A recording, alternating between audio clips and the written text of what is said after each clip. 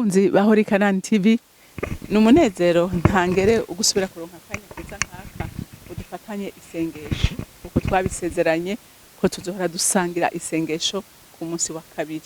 Reka rero dusengere mu ijambo riri muri Zaburi 148. Haleluya. Aho ibyaremwe byose n'abaremwe bategeka gushima Imana. Umviriza, gushima Imana ni itegeko, ni obligation. Urumva? Si ibyo usabwa, si ibintu bakwingingira, ni itegeko. Ukwiye gushima Imana kuko n'ibyaremwe byose bishima Imana. Reka rero dusome ijambo ry'Imana. Haleluya. Mu ijuru ni mushime Uhoraho, ni mumushimire ahasumba ijuru. Urumva? Abamarayika, abakerubi, abaserafi b'inyabugingo bitegekwa kugira iki? Gushima Imana, kandi bibyubahiriza uko nyene, kuko ariko Imana yabitegetse. Imana yabitegetse uko nyene ngo abamarayika, abakerubi, abaserafi b'inyabugingo mu ijuru bigume vyikubita imbere y'Imana, bitazira Imana, bishima Imana. Nta kindi kintu na kimwe kindi gikorwa mu ijuru no gushima Imana. Haleluya. Yemwe bamarayika biwe mwese ni mushime, yemwe mwangabo ziwe zose ni mumushime, yemwe zuba n'ukwezi ni mumushime, yemwe nyenyeri zaka zose ni mumushime. Urumvise? Amagalaxy, ibintu byose Imana yaremye bitegekwa gushima Imana, kandi mu gushima Imana kwabyo nuko bishitsa ic'Imana yabitegetse gukora. Igihe cyose uri gukora ibikorwa byiza bihimbara Imana, ukabikora mu cubahiro cayo, ubu uri kurashima Imana. Igihe cyose udakora ibikorwa Imana yagutegetse, ubu yigararije, kandi umugararije ntashobora guhimbara umutima wamuhamagaye canke wamutegetse gukora igikorwa runaka. Yemwe majuru asumba majuru ni mushime, ni mumushime. Namwe mazi yo mu ijuru n'amajuru nibishime izina ry'Uhoraho kuko yageze bikaremwa. Urumva? Ibyaremwe byose bitegekwa gushima Imana kuko Imana niyo yabiremye mu rukundo rwayo, birema mu bugombe bwayo, byisangaho rero bitegekwa kugira iki? Kubaha no gushima uwabiremye. Haleluya. Kandi yabihamangiye gushitsa ibihe bidashira, yasize icagezwe kidahinduka. Urumva? Imana yaragenye ikintu cyose, izuba ngo riboneshe ku murango, ukwezi mu ijoro, ishingira urubibe, amahosea n'ibiyaga n'inzuzi byubahiriza uko nyene. Urumva? Icyaremwe cyose cubaha ic'Imana yagitegetse. Haleluya. Mwisi ni mushime Uhoraho, yemwe bifi,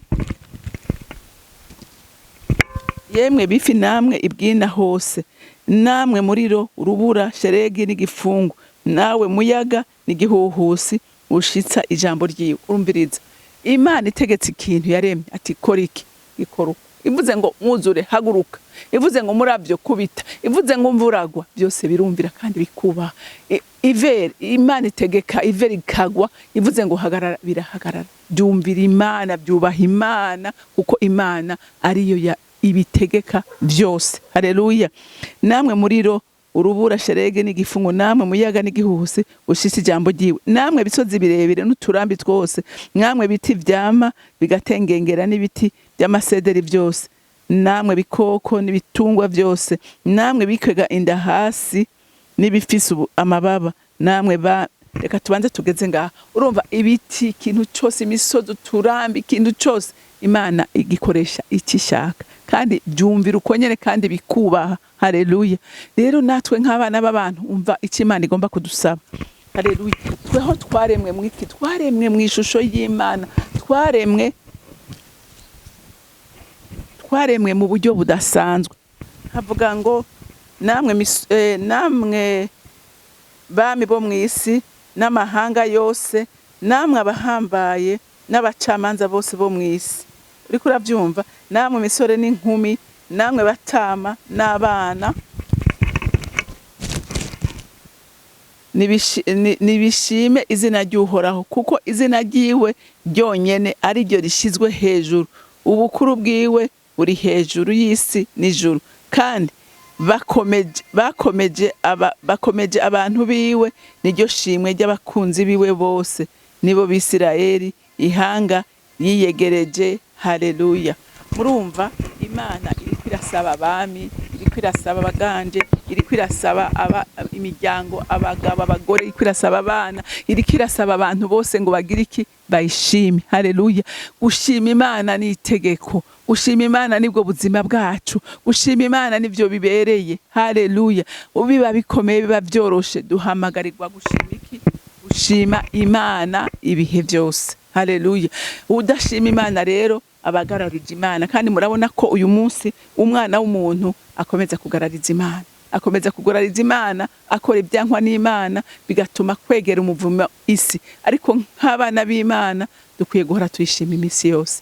Rero reka dufatanye akanya namwe dusenge. Mana Data rugira vyose uri mu ijuru, nta kindi ukwiriye nyaguhoraho, nta kindi ukwiriye muvyeyi mwiza, ukwiye gushimwa nabo waremye, ukwiye gushimwa n'umwana w'umuntu, kuko umwana w'umuntu wamuremye mu buryo butangaje, umurema mu ishusho ryawe, kandi umurutisha ibindi bintu byose waremye, kuko wamuhaye kuganza ibyo waremye. None mu mwagazi w'Imana nzima turagushima kandi turakuninahaza, kuko ibi ari we wabiduhishuriye, kuko iribanga ryari rihishijwe ariko ryahishuwe nawe biciye mu bise by'amaraso yawe. Wemera kwitanga kugira ngo umwana w'umuntu asubizwe mu kibanza yatakaje. None kino gitondo ndasenze nifatanije n'abera bose bariko barasenga muri kano kanya, duhimbaza Imana kuri urwo rukundo, duhimbaza Imana kuri izo mbabazi dutangaje yatugiriye. Yo yadukunze tutabereye turi babi, twakoze ibyankwa nawe, ariko ntiyadutaye, ntiyaturetse, yatugiriye neza, yatugarukanye mu ruhongore rw'intama ziwe. None ndasengera bazimiye ngo bazimuruke, ndasengera batizera bizere,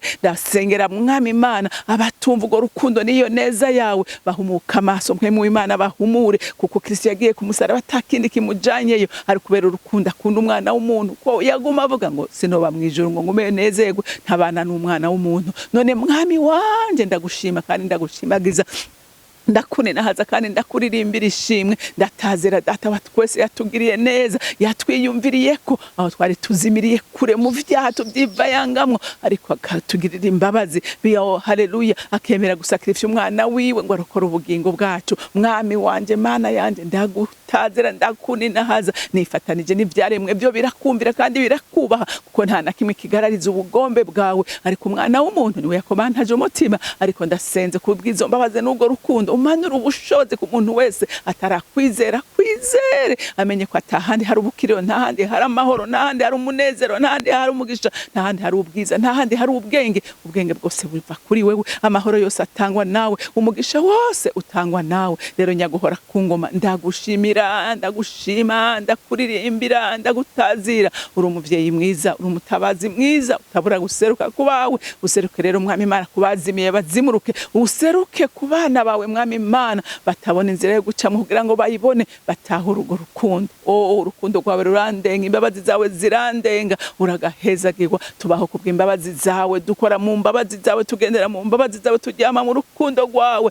Ibyo dukora byose Mwami Imana tubikoreshwa nawe. Nyaguhoraho, ndagushimiye, ndagukunda, uri uwo kwizerwa, uri uwo kwizigirwa. Rero izina ryawe rikomeze gushimwa, n'abato n'abakuze, abami n'abaganje n'abashizwe hejuru. Reka bose bafukame baninahaza izina ryawe, kuko nicyo twaremewe kugushima, twaremewe kuguha icubahiro. Uhimbazwe kandi ushimagizwe muri byose. Rero Mwami Imana ndakwimitse, ushigwe hejuru mu bugingo bwacu, ushigwe hejuru, uririmbirwe kandi utazigwe na bose. Ndagushimiye kandi ndakuninahaje, icubahiro cyose gikomeze kuba icawe, mu izina rya Kristo Yesu senze nizeye kuvyumvise. Amen, amen.